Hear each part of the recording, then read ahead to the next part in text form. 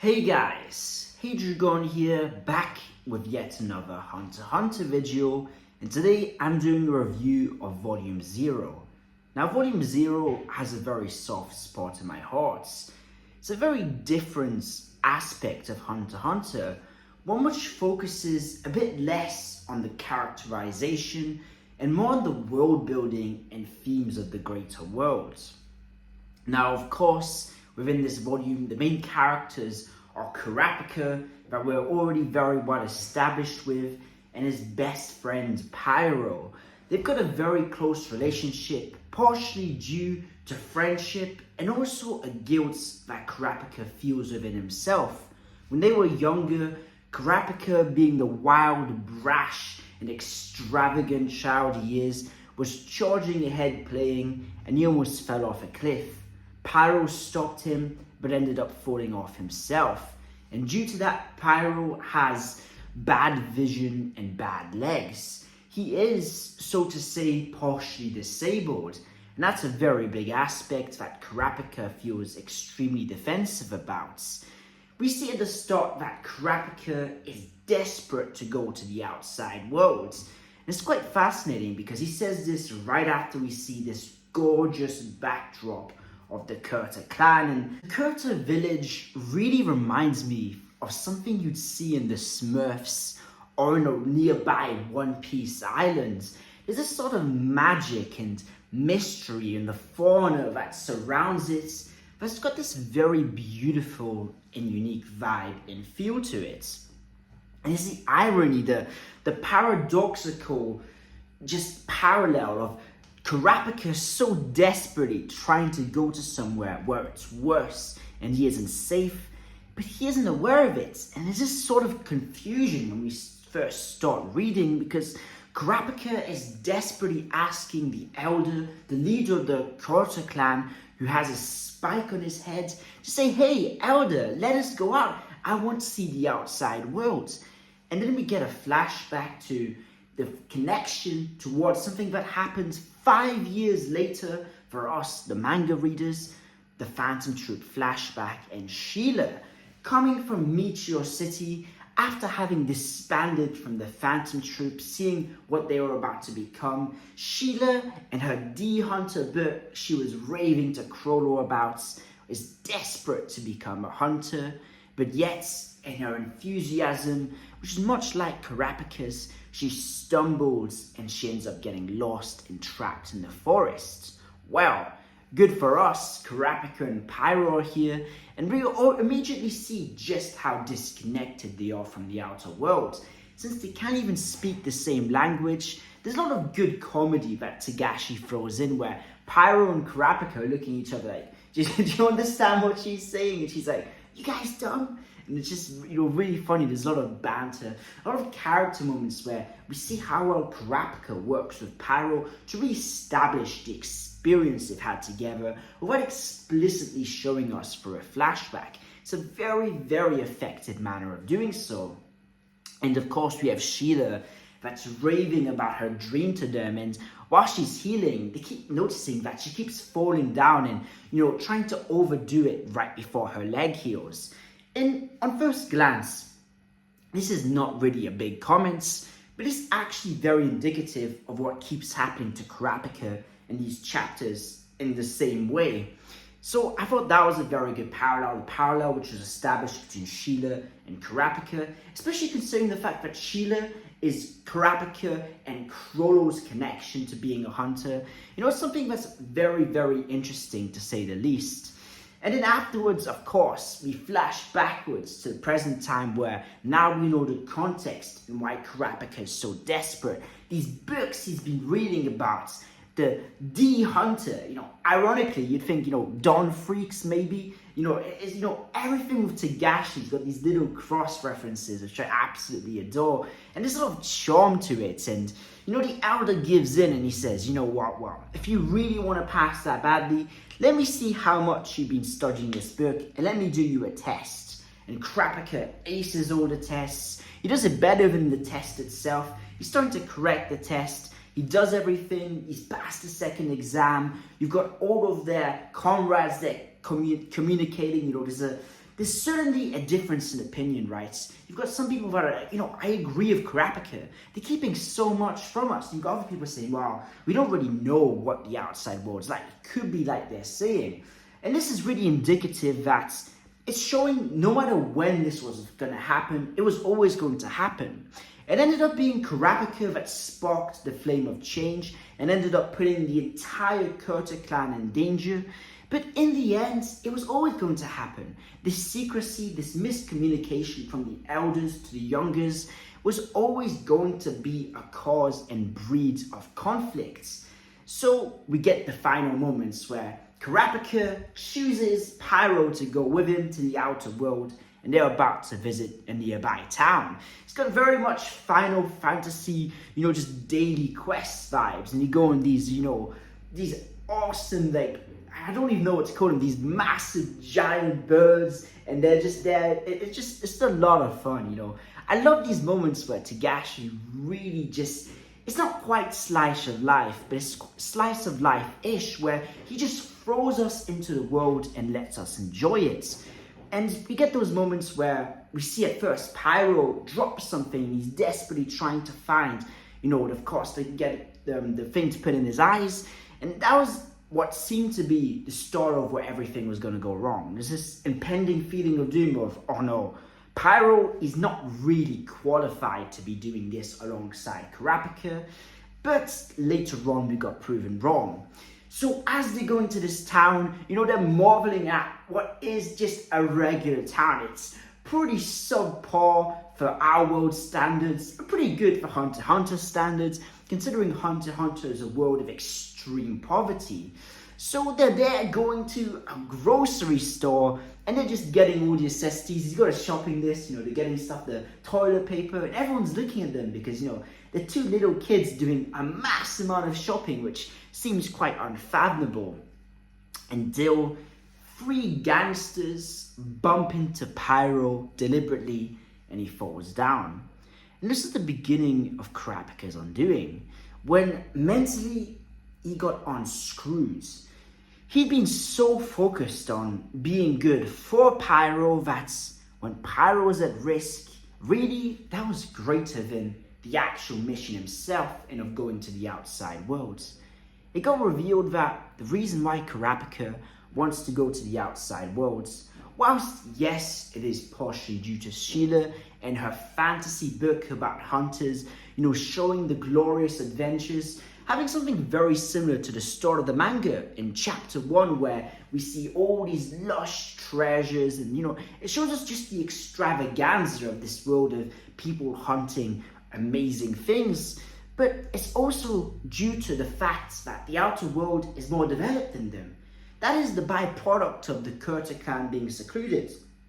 They have a different language, they're more primitive, and whilst they live a healthier, better lifestyle, and they overall have a better quality of life, they don't have access to what I'm guessing for Pyro would be eye surgery, glasses, and some kind of prosthetic, if whether it be to mend his leg or, there's a lot of medical stuff that needed to be done outside the Kurta clan. If Pyro was going to stay in that village, he was going to inevitably lose his eyesight and be unable to walk. And so that reality that we just suddenly realize the gravity of why Kurapika is so desperately trying to leave the village now. It was all due to Pyro. It was his manner of apologizing, his, I'll do this for you. And this gangsters really try to strike to Pyro, but Kurapika weakens. He's desperately pleading with them, and Pyro gives them all the money he has. And they're just picking this up in one Jenny, are you kidding? It's the equivalent of 1p or 1 cent to them. It's just thinking, man, these kids, we got hired to do this, but man, we can actually have some fun with these kids. We could take advantage and enjoy this job. As it got later revealed that the elder had hired these gangsters, and this was a test. They were deliberately out there to target Kurapika, and it makes complete sense because the real world is brutal and nothing can be taken for granted. So Kurapika fails, He ends up getting red eyes after one of them makes a comment about Pyro calling him a gimp, essentially mocking the fact that Pyro is this disabled person and that he is useless, has no value as a human being, and is nothing but a burden to Kurapika. And that really struck a chord with him because Kurapika is the reason why Pyro is like this. He is the one who's at fault, and he's desperately trying to heal Pyro and trying to really honor Pyro and give him value as his best friend. You see that he's got those moments where he puts up the salute, he's saying, "Yes, sir," to Pyro when Pyro says, don't doubt your teammates, because he really wants Pyro to be good. He feels a personal responsibility towards Pyro, much like a parent or a tutor does towards their child and students. And he goes ballistic. Kurapika, his eyes turns red, and we see just the difference, right? We already knew that the Kurta eyes, when they turn red, the Nen category could change. As with Kurapika, he suddenly becomes a specialist. But here we saw the ferocity, the increased strength, the increased speed. It's almost like its own Nen within itself. It is a quite phenomenal boost. And he beats up these three thugs until they beg for forgiveness and say, hey, this old man, they hired me for this, but, we weren't ready for you like this. Please have mercy on us. And Kurapika is shocked. He's thinking, the old man told you to say that to Pyro? And they're just like, yeah, he totally did. It's just a very, fun dynamic that Togashi does, where it's humor where we know the truth as the audience, and it's playing on Kurapika's naivete, and it's also playing on the desperation of these thugs to give us just the bigger picture and to distract us at the same time. Because whilst we're so focused on this interaction, as it's a freeway, we've got Kurapika and his goals, we've got, of course, the bandits, the gangsters, and they're desperately trying to get away. And we also have the impending situation of this old man and what he's going to think of all of this. Kurapika's failed, but Pyro has a smart idea. He says, hey, you want us to leave you? Okay, call the old man, tell him that it's fine, you couldn't get us angry and, you didn't manage to succeed. To essentially course correct the mistakes that Kurapika had made. Unironically, Pyro consistently comes and saves Kurapika when he needs it the most. Pyro is much more mature than Kurapika. He's got a sense of perspective that Kurapika loses by being hot-blooded, right? Kurapika very much is like Leorio in that sense early on in the story. So afterwards, they're on their way back, or so they thought, and they get attacked by the villagers. This was the third party that Togashi had been deliberately distracting us from, and the villagers are all throwing rocks at them, and others are begging them, stop. If they get any angrier, they're gonna kill all of us. And it's that moment that Kurapika realizes just why they are feared and why they're the way they are. The moment of, oh shoot, I could have killed these guys, suddenly kicks in. And on their way back, where Pyro is, suggesting Kurapika to follow him on, Pyro says, maybe the village is just for us, right? Maybe the outside world isn't meant to be with inhabitants like us in it. It's clear we don't fit in, and Kurapika's in this state of denial. There's a sort of tension on their way back where I really love what Togashi does. Togashi changes the artwork based on the mood in the scene. As they're starting to head back, we see that their faces go blank. And afterwards, as they're riding back on their animals, I don't know what you'd quite call them, but it's very fun. The animals and them, the silhouettes are all black, and all the lush fauna and trees and the beautiful artwork of the jungle is very bright by proxy and contrast. And I love how Togashi does this. It's so beautiful because it immediately tells us 1,000 words in a picture. He doesn't need to explain that Kurapika is drowning in an indescribable emptiness like the anime did. We just know it from the feeling we get from the artwork. They come back, of course, Kurapika is past. Kurapika doesn't understand, and it's because Pyro again had come in clutch. Pyro, when he dropped the things for the eyes, he'd actually swapped it with what he uses to try to restore his eyesight, so the eyes didn't stay red and they were able to pass. And it's in that moment that the renewed sense of hope is there, right?